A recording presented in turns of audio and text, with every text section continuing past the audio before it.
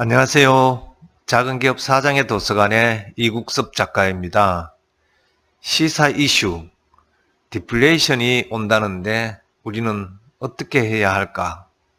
오늘은 제가 얼마 전에 출간한 책, 나도 잘 나가는 사장 될 수 있다 라는 책을 쓰기 위하여 다양한 자료를 모은 것 중에서 경제적인 문제에 대한 주제를 하나 선정하였습니다. 작은 기업을 경영하다 보니 경제적 환경에 대한 판단이나 경기에 대한 민감도가 다른 사람들보다는 조금 더 예민하게 관심을 갖고 있기에 그와 관련된 자료 혹은 논문 등을 많이 모았습니다. 그 중에서 최근에 가장 뜨거운 경제적 이슈인 디플레이션에 관한 자료를 갖고 여러분과 함께 생각해 보는 시간을 갖고자 합니다. 자산에 대한 투자 포트폴리오와 관련된 부분은 여러 가지 수단이 있고 각자 자신이 선호하는 수단도 각각 다를 것입니다. 보통의 포트폴리오의 구성 수단으로는 현금 보유, 부동산, 채권, 주식, 금 등 다양하게 있을 것입니다. 그렇다면 최근 들어 경제에 대한 가장 중요한 이슈로는 우리나라가 디플레이션의 국면에 진입했다는 일부 학자들의 의견과 또 한국은행 이주열 총재가 얘기하는 아직은 디플레이션 국면은 아니라는 주장 등이 있습니다.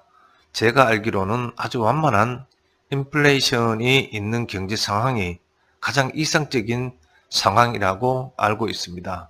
그러나 디플레이션이라는 단어가 최근에 많이 등장하고 있기에 저는 디플레이션 시대가 만약에 도래한다면 어떻게 자산을 포트폴리오 구성을 하여야 좋을지에 대하여 고민을 해보았습니다.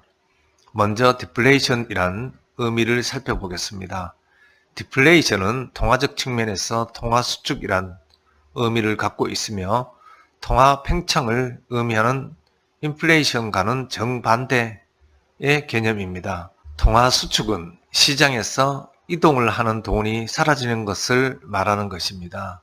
경제 상황이 디플레이션의 국간으로 진입이 된다면 일반적으로는 경제의 한 주체인 개인들은 심리적으로 위축이 되어 지출을 줄이게 됩니다. 이로 인하여 소비는 급격히 감소하고 공급은 과잉 상태를 나타내게 되면서 동시에 이로 인하여 물가는 지속적으로 하락하는 상황을 초래하게 됩니다. 즉, 개개인의 소비 생활이 급격히 위축되는 상황은 자연스럽게 공급이 넘쳐나는 생산에 영향을 주어 생산이 감소되고 그 여파로 기업은 고용을 축소하여 일자리는 급격하게 줄어들고 이는 다시 가계에 개인에게 영향을 미치는 악순환의 고리에 들어가게 되는 것입니다.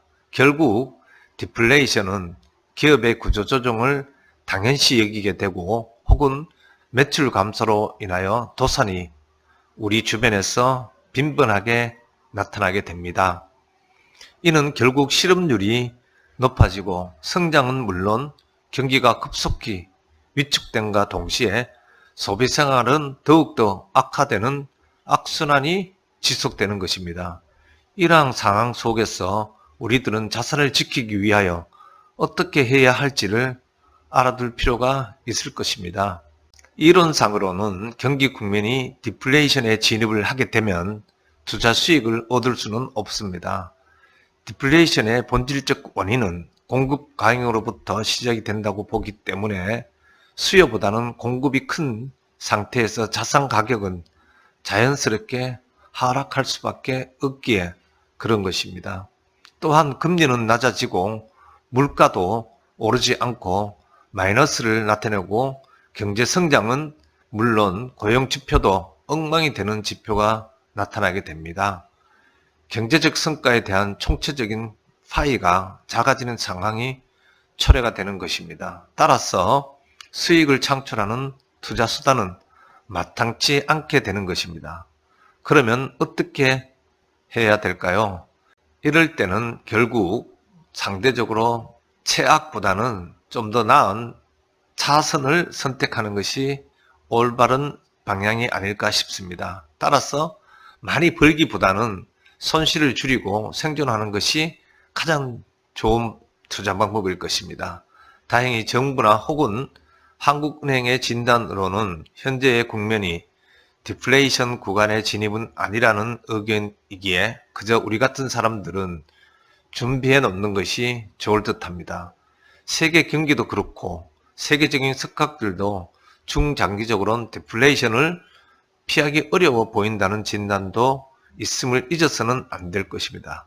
따라서 이를 감안한 자산관리 전략은 우리가 공부해 둘 필요가 있을 것입니다. 초기 디플레이션 국면에서는 채권이 유리하다고 합니다. 이미 확정된 금리가 있는 채권 말입니다. 여기에서 디플레이션 국면이 일정 구간의 진입이 현실화되는 순간에는 채권을 처분하고 그 처분 자산을 통하여 최고 우량 주식으로 변동을 일으켜야 할 것입니다. 불황기에는 살아남는 기업은 해당 시장에서의 1등 기업 혹은 세계적인 초인류 우량 기업이라든가 아니면 히든 챔피언 기업 정도만이 해당 불경기를 버텨낼 수 있을 확률이 아주 높기 때문입니다. 물론 이런 의견이 절대적인 것은 아니므로 여러분들도 다양한 정보를 통하여 의사결정을 하는 것은 반드시 필요한 부분임을 알려드립니다. 경기 불황은 금리도 저금리 상태를 아주 오랫동안 나타낼 것이지만 안정성 측면의 보수적 자세로는 금융권을 활용하는 것도 한 방법일 것입니다. 진정한 디플레이션 국면이 나타나기 이전에는 반드시 금리 하락이라는 현상이 나타나게 됩니다. 현재 초인류 국가인 미국이라든가 독일 등 거의 대부분 국가의 부채 수준은 사상 최고의 수준인 것입니다. 극단적으로는 마이너스 금리를 나타내는 국가도 있는 경제 환경을 주목해야 할 것입니다. 최근 독일 국채의 금리로 인하여 크게 문제가 되는 일이 발생한 뉴스도 있음을 주지하여야 할 것입니다. 다음으로는 부동산 측면의 자산 가치 변동도 살펴보도록 하겠습니다. 지표상으로만 본다면 주택시장은 공급이 과잉인 상태이고 일부 지역을 제외한 가치 하락이 매우 심각하게 나타나고 있음을 주시할 필요가 있습니다. 강남 혹은 서울 수도권의 일부 지역만을 제외하면 미분양도 증가하고 있는 부분을 간과해서는 안 될 것입니다. 그렇다면 금은 어떨까요? 즉 금은 과연 디플레이션 국면에서 적절한 투자 수단일지를 먼저 살펴보도록 하겠습니다. 과거의 금은 인플레이션 국면에서는 좋은 투자처로 리스크를 해지하는 수단으로서 각광을 받았다는 자료도 있습니다.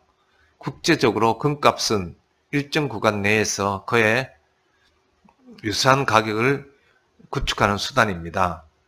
통장 통화의 급격한 평장으로 상당한 인플레이션의 위기가 오면 사람들은 금을 선호하는 경향이 농후하였습니다. 금이 인플레이션으로부터 자산의 가치를 유사한 가치로 유지를 하기 때문으로 보입니다. 그렇다면 디플레이션 국면에서는 리스크를 대비하는 수단이 될까요? 일단 저의 대답은 아닙니다. 입니다. 금이야말로 가장 위험한 투자 수단입니다. 변동성뿐 아니라 방향도 예측이 너무 어렵게 보이기에 그렇습니다. 금은 그냥 가지고만 있으면 아무런 수익도 가져다 주지 않을 뿐더러 끊임없이 등락을 계속하는 속성을 갖고 있기에 금 관련 투자는 매우 전문적인 투자 상식이 풍부한 사람만이 성공할 수 있는 매우 특수한 영역이기에 그렇습니다. 과거의 디플레이션 국면에서는 당시 금 가격이 수시로 올랐던 적이 있었습니다. 그것은 바로 금의 통화로서의 성격 때문에 그런 것입니다. 대공황 때만 하더라도 미국이 통화에 있어 금 본위제를 채택하고 있었기에 통화를 담당하는 중앙은행이 디플레이션을 타개하기 위해서 달러를 마구 찍어내겠다고 협박을 할 때마다 본래의 돈이었던 금에 대한 수요가 폭증함으로써 가격이 상승하였던 것입니다. 또한 1980년대 중후반 금값이 폭등했던 것도 사실상 경제에 대한 불안 심리가 작용했기 때문이라고 판단하고 싶습니다. 그러나 지금은 금 본위제를 채택하고 있지 않습니다. 따라서 금은 급격한 인플레이션에 대한 두려움이나 경제 불안 때문에 일시적으로 상승할 수는 있어도 언제나 지속적으로 상승하는 상품은 아닙니다. 따라서 당연히 디플레이션 국면이거나 혹은 인플레이션 국면에서는 안정적인 대비 수단이 아니기에 포트폴리오 구성에는 주의를 요해야 합니다. 우리나라는 특히 금본위제였던 적도 없고 금본위제를 채택할 가능성도 없습니다. 따라서 우리가 디플레이션 상태에 처하더라도 세계적으로 금 가격이 현상 유지를 한다면 지속적인 무역 흑자가 누적되어 갈수록 상대적으로 원화의 가치가 상승한다고 볼 때 금 가격에 대한 달러화 가치는 그대로일지 모르지만 원화로 환산했을 때에는 상당하게 떨어진 것으로 손에 쥐게 될 것입니다. 그렇다면 금에 대한 투자는 자칫 큰 손실을 이야기할 수 있음을 감안하시기를 바랍니다. 다음으로는 부동산에 대한 제 견해를 말씀드리겠습니다. 너무나도 넘쳐나는 유동성으로 인하여 갈 곳을 잃은 자금들이 가장 관심을 갖고 있는 분야로 보입니다. 그런데 디플레이션 시대가 올 경우에는 어떻게 될지를 생각은 해봐야 할 것입니다. 물가가 하락하는 디플레이션 가능성이 고개를 들기 시작하면서 국내 부동산 시장도 영향을 받을 수 있다는 우려가 나오고 있는 현실입니다. 디플레이션은 그동안 국내에서 한 번도 일어나지 않았던 일이라 그에 대한 결과는 상당히 이례적일 것입니다. 현재 우리나라의 경제 상황은 매우 악화일로에 있음은 모두가 알고 있을 것입니다.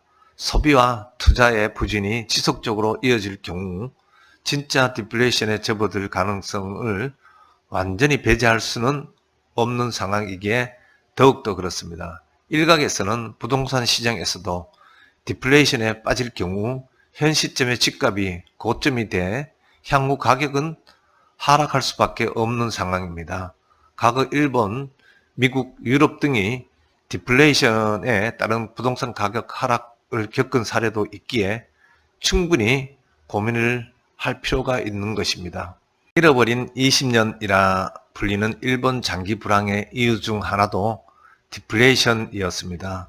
당시 일본 물가 하락 현상은 도미노처럼 단계적으로 진행이 되었던 것입니다. 신문 기사에 따르면 LG경제연구원에서는 일본 경제 디플레이션의 교훈이라는 주제의 보고서에서 잃어버린 20년 당시 일본 부동산과 주식 등 자산 버블이 붕괴되면서 소위 디플레이션 스파이럴이 발생했다고 분석하기도 했습니다. 통화 유통의 움직임이 경직되고 물가는 하락하고 투자는 부진하고 소비는 감소하면서 기업의 채무 부담은 커지고 수익성은 악화되는 현상을 말하는 것입니다. 하지만 주택가격 폭락까지는 아니더라도 집값이 오르기는 쉽지 않을 것이란 전망도 있음은 분명합니다.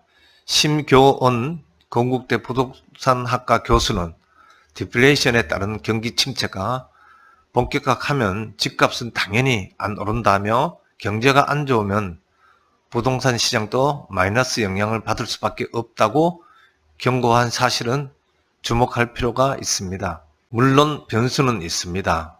정부가 경기 침체를 막기 위한 수단으로 시장에 돈을 더 푸는 양적 완화식 접근을 할 가능성도 고려해야 함과 동시에 자금의 부동산 자금의 과도함은 자금이 부동산 시장으로 유입될 가능성도 매우 큰 것은 분명합니다. 이 경우 지역별로 부동산 시장이 개별적으로 움직일 수 있을 것입니다. 유럽 일부 국가처럼 투자가 대도시 위주의 특정 부동산으로만 몰려 부동산 자체에서도 빈익빈 부익부 형태로 나타날 것입니다. 다만 정부의 각종 대책과 금융을 통한 각종 대출 규제와 세금 등 부동산 정책 규제를 감안하면 주택시장의 변동성은 제한적일 수도 있을 것입니다. 하지만 부동산이 아파트만 있는 것은 아니기에 토지 혹은 그 밖의 다른 상품으로 유입이 있을 수도 있습니다. 다만 그를 알지 못한다는 것이 문제일 것입니다. 따라서 여기서는 투자자 자신의 몫일 것입니다. 다만 저는 진정한 자본자가 아니라면 부동산은 손을 대는 것을 조심하라고 권하고 싶습니다. 좋은 입지를 갖고 있는 부동산이 아니라면 손을 대지 않기를 권하고 싶습니다. 이렇듯 디플레이션 국면의 투자 포트폴리오는 매우 어려운 결정입니다. 좀 더 경제 상황을 예의주시하고 자신의 보유 자산의 투자 규모에 걸맞는 적정한 투자 수단을 택하는 부분은 많은 변수에 대한 판단과 자신의 투자 성향에 따라 정하는 것이 옳을 것이고, 그 결정 속에는 좀 더 보수적 관점에서 의사결정을 하실 것을 다시 한번 권하고 싶습니다. 오늘은 여기까지 말씀드리고 다음 시간에 또 찾아뵙도록 하겠습니다. 고맙습니다.